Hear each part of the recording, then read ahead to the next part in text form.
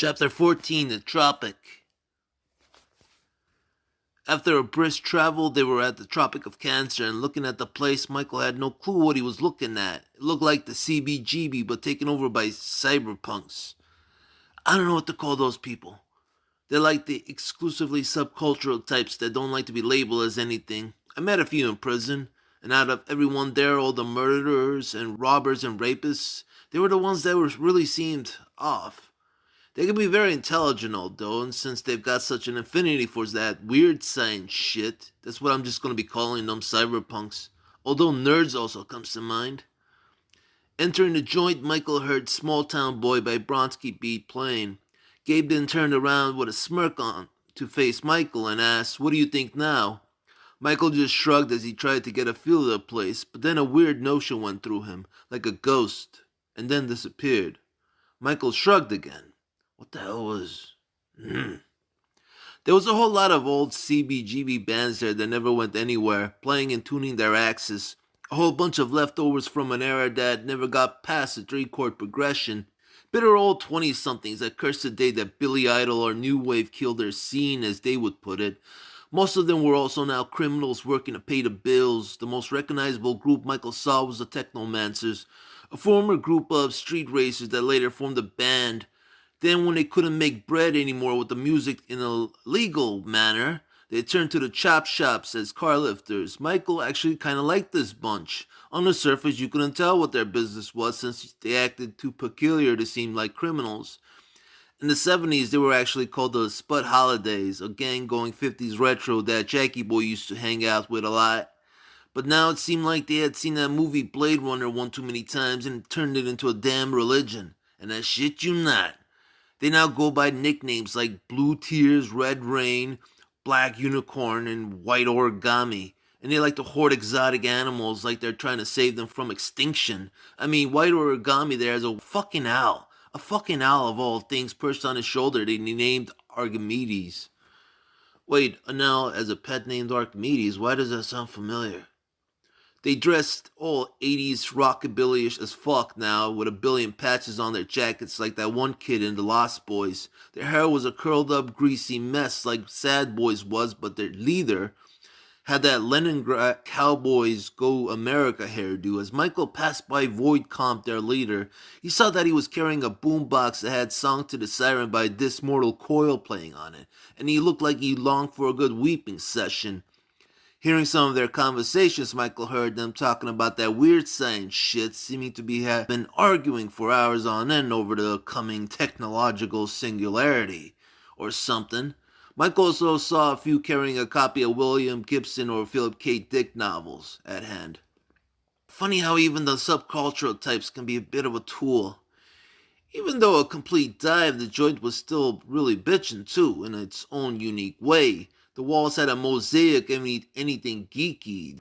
There were garbage pail kids' collector cars glued all over the place. Large posters hung on the walls of all sorts, from cult movies like 2001 Space Odyssey to the graphical illustrations such as The Lovely Ladies of Boris Vallejo and Louis Royo.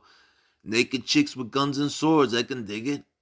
There were some posters of that sexy robot pin-up girl posing like Marilyn Monroe Michael had seen in Omni magazine. Posters from the movies Clockwork Orange, Buckaroo Banzai, and of course a giant poster of Rocky Horror Picture Show with Tim Curry on the front dressed in drag, which also from closer inspection had a quick doodled up ejaculating penis near Tim's mouth.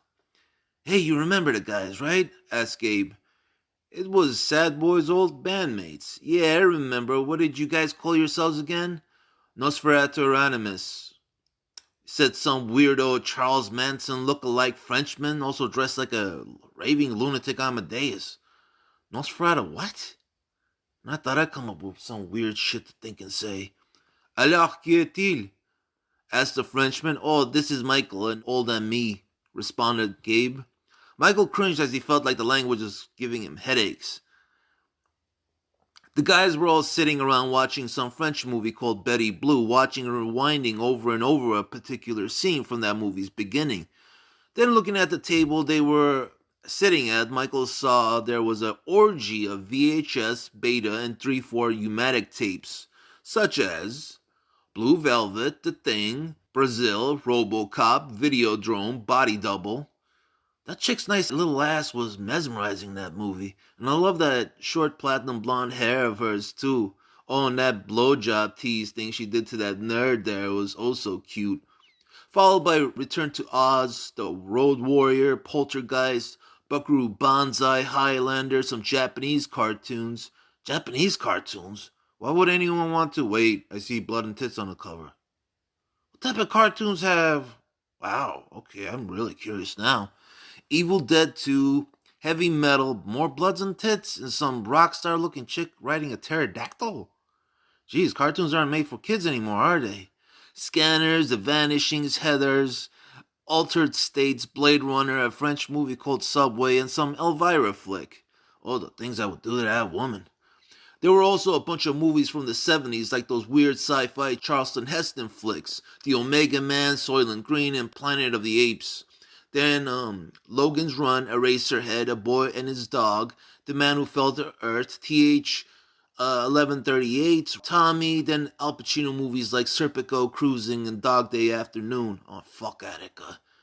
Also The Warriors, Taxi Driver, Mean Streets, Harold and Maude, Quadrophenia, Clockwork Orange, The Entity, The Fury, then finally a bunch of 60s movies like Dr. Strangelove, Easy Rider, Midnight Cowboy, The Graduate, Rosemary's Baby, and Barbarella.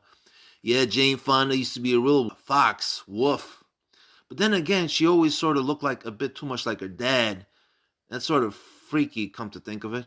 Also, there were tons and tons and tons of pornos. Oh, fuck pornos. Hey, Mr. Irish, called out the Frenchman beneath his purple haze.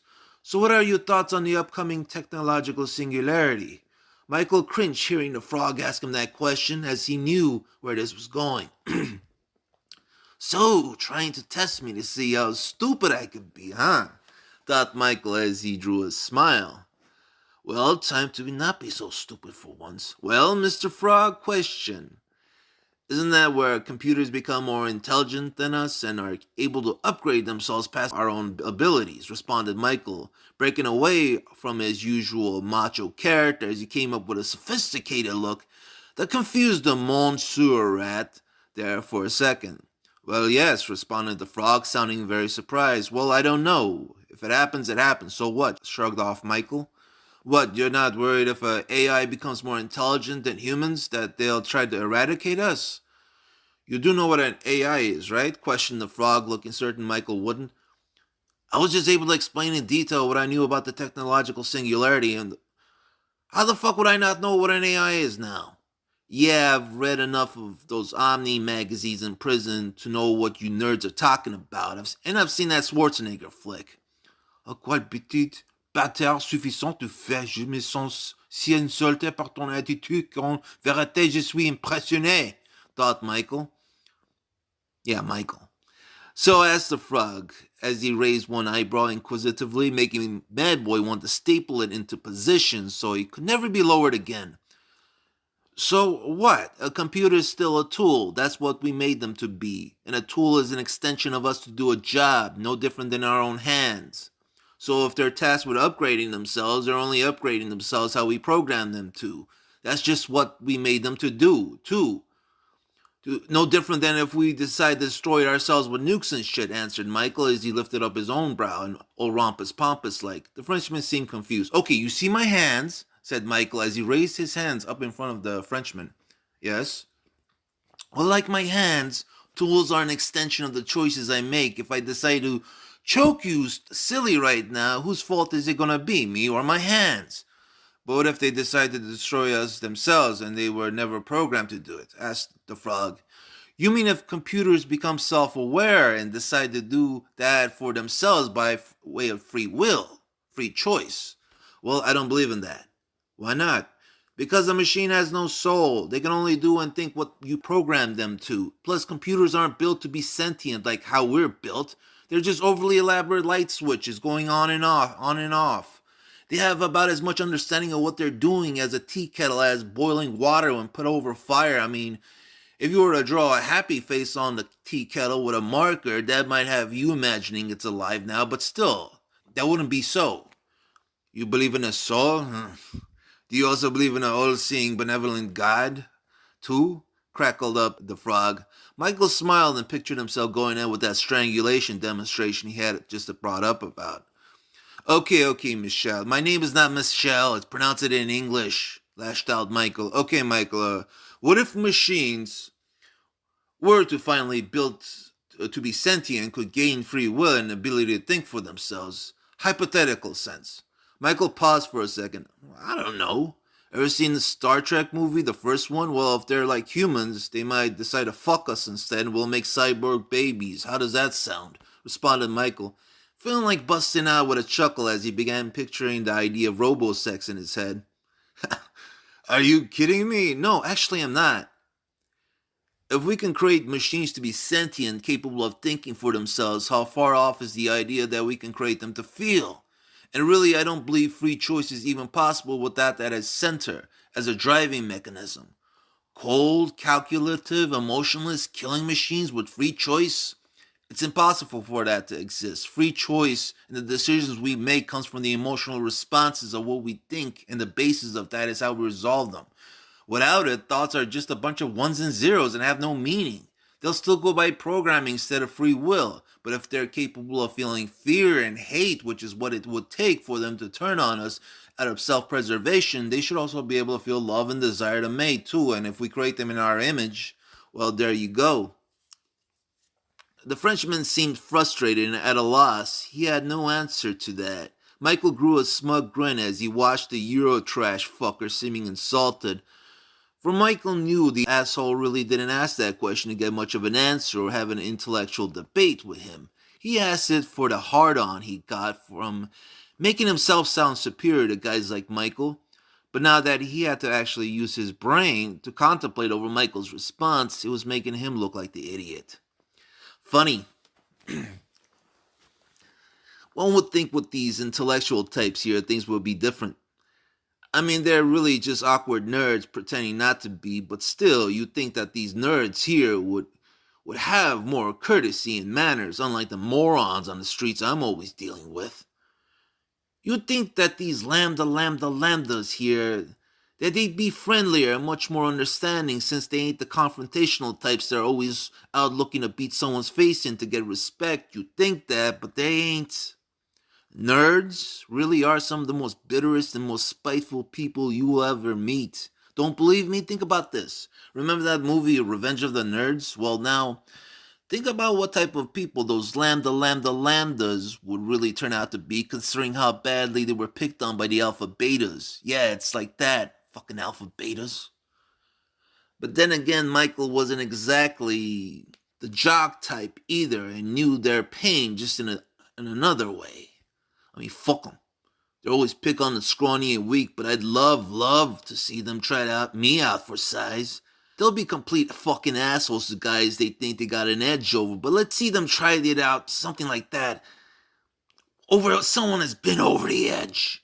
If that Stan character was to ever tried half the shit he did to those nerds on me, oh boy, gee golly willikers, fuck.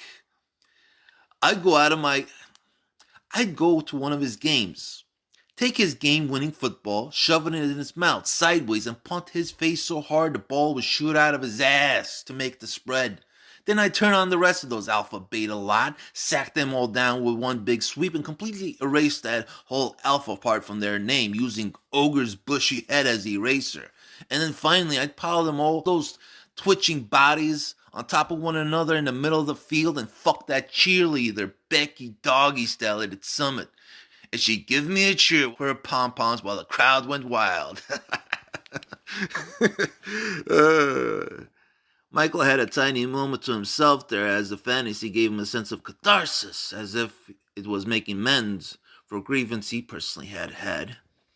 So yeah, you gotta understand, these nerds here were never accepted in high school by their peers or by girls they had a crush on. And because of that, they have a chip on their shoulder the size of the national debt. I mean, I've tried to be friendly with them. I've tried.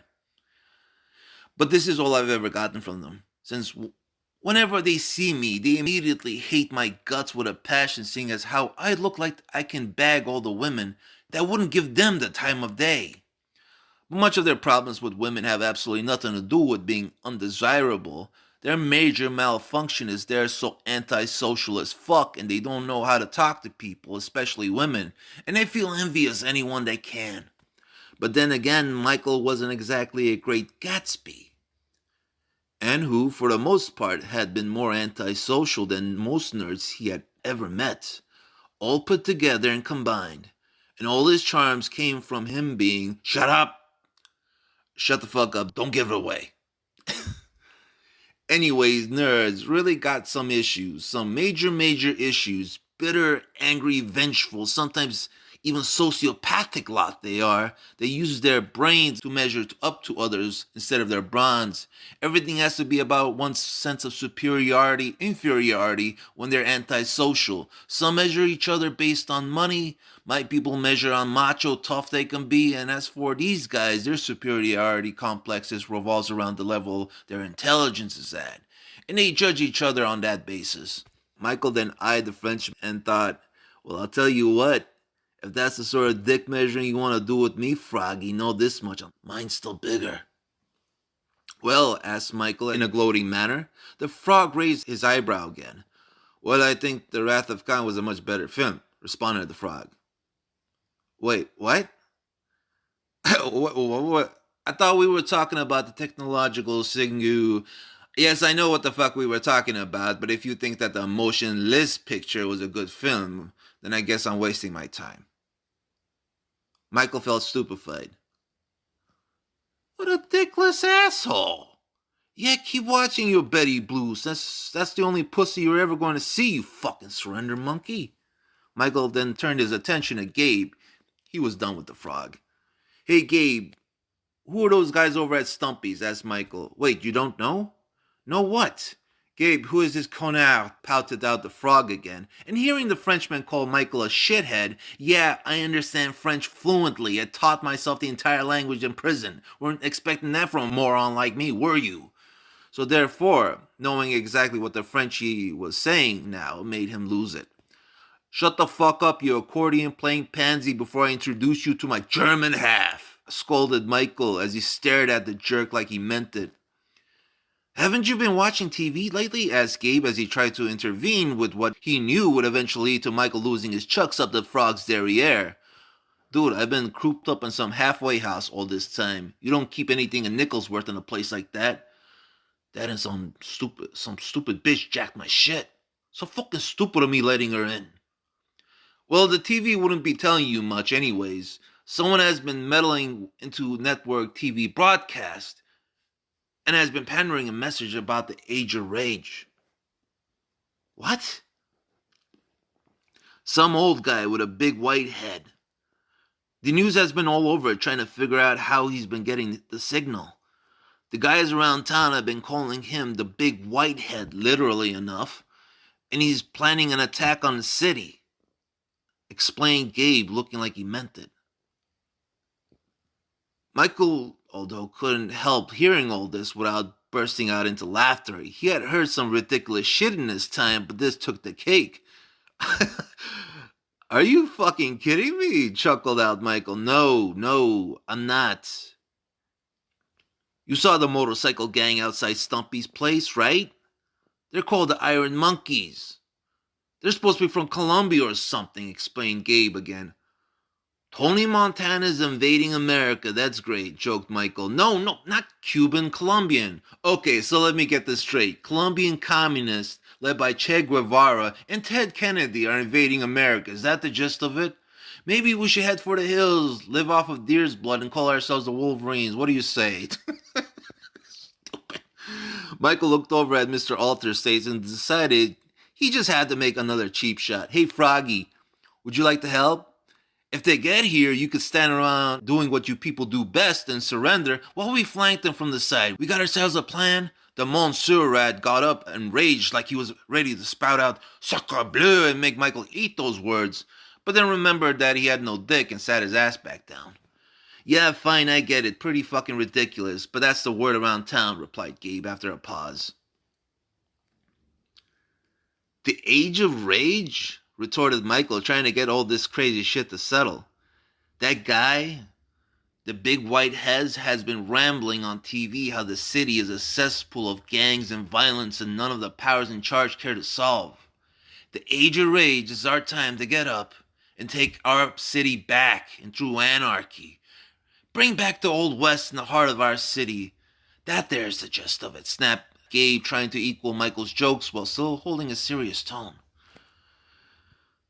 As stupid as this sounded, it was beginning to make sense to Michael. The city had become an unclaimed third world nation unto itself, split between the 80s Romans up in Uptown living like Caligulas and the rest of the city that was left to rot in crack-infested hoods.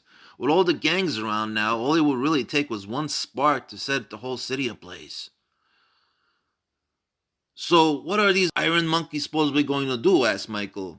You saw for yourself. The police don't care as long as Uptown doesn't get raided. Fine, then I guess it's time to start moving on up, responded Michael, deciding Gabe's story really had nothing to do with him. Age or rage, whatever. I got my own business.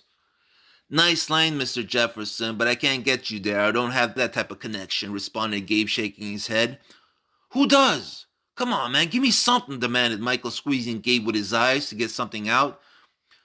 Fine, I might know a guy, responded Gabe, looking distressingly at Michael again. Hey, everyone, yelled out one of the technomancers. They're outside.